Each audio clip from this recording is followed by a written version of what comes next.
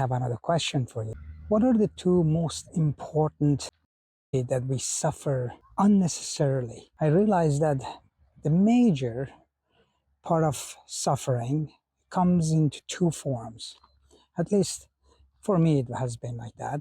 One is the illusion of control. That is, I assumed that I'm in control of everything just because of how I was brought up. I needed to be in control, at least I thought I was. And that illusion of control created so much suffering for me, unnecessary suffering. And I have to say, the moment I realized that, and then there is this sense of freedom came about me, complete freedom, that I have control of nothing and no one, and the best that I can do, maybe I have control of my own response, which is the ultimate goal for all of us. So no reactive, but responsive. And that is the first part that I realized how much of my suffering was coming from. The next, and I will come back to this, the illusion of power and control. The next is having an unreasonable expectation of life and others. This world is not the world that I thought that if I do everything right, morally, work hard, and therefore this life is going to grant me the gift in reciprocity, and that would be a perfect thing, right?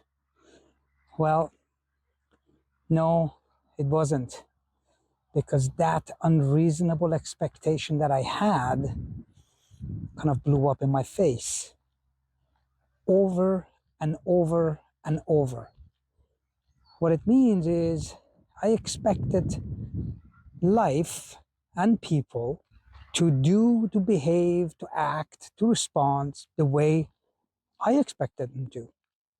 And if they did not match my expectation, well, guess what? There was this power struggle, there was this suffering, because most people, most circumstances, they don't change. I have to change.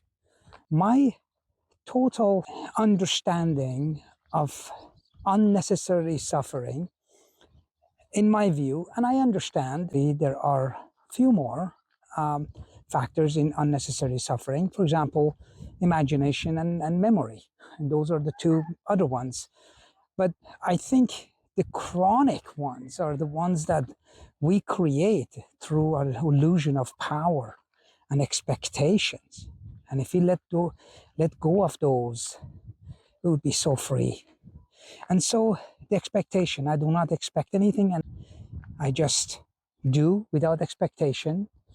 And if I open up the door for a person, I do not expect that person to say thank you to me, because before, if he or she did not respond to my provisionally act of kindness, which basically that was loaded because I was looking for approval, then I would get pissed off. So isn't that the most beautiful thing ever? I expect to get on the road and have no traffic in the middle of the city. How unreasonable can I possibly be that if I leave at 7 o'clock in the morning or 7:30, knowing that there is a traffic jam, it has happened in the last 10, 15, 20 years. Why would it be different today? And I get there and I am pissed off. That's comedy, isn't it comedy? And there, by the way, there are thousands, millions of people just like me. It used to be. Thankfully, I have to say that I don't do that anymore. And that doesn't mean that I don't have to work on it. I do work on it every day. I meditate and I center and I find a way to be responsive, not reactive. But I always remind myself of these comedic life experiences that I imposed upon myself just to piss myself off more. And that just makes me really, really laugh in a sad way, but now is in a comedic way. So why do we do stuff like that? Let go of those two things, and then you'll be much more freer. 100%. Let's go back to the first one, the illusion of power and control, that you have control over everything.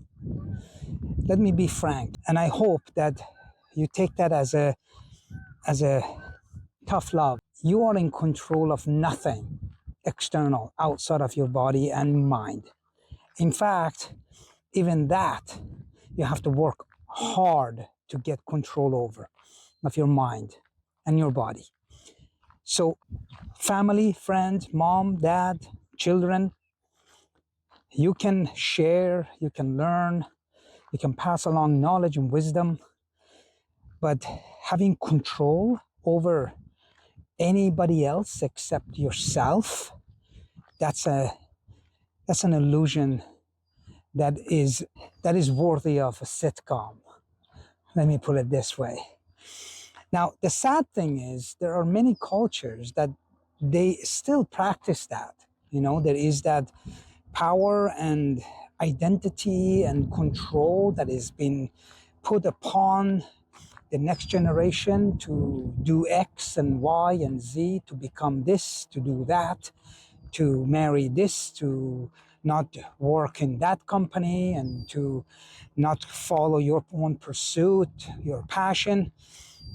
And it is a complete death of soul, in my opinion, and the opinion of Carl Jung and depth psychology. That once you understand that you are in control of no one and no one should be in control of you, that goes both ways, then you can start living your own life in the best possible way that you can muster, based on the fact that you need to start doing self-development and being a better version of yourself and finding your true self with capital S. So the illusion of control is always around us. It shows up in the morning when you get up, because what happens is that when you get up, still I do the same, but I have to remind myself. And that is, if it's raining and that day I wasn't planning to have a rainy day, whatever that means, then I would get pissed off. And maybe for a second or so, I say, oh, it's raining again. And then I remember, stop. You got no control over the weather. You are by no means God. And don't pretend that you are. So make the best of what you got and enjoy the occasion. So I would put my rain gear and go for a hike, go for whatever that I need to do, and try. And sometimes I have to try hard. It's a struggle, and I am not going to lie. It's a struggle. And you try as hard as you can to be present and grateful and do the best that you can. Relinquish that illusion of control, and it will be all worth it.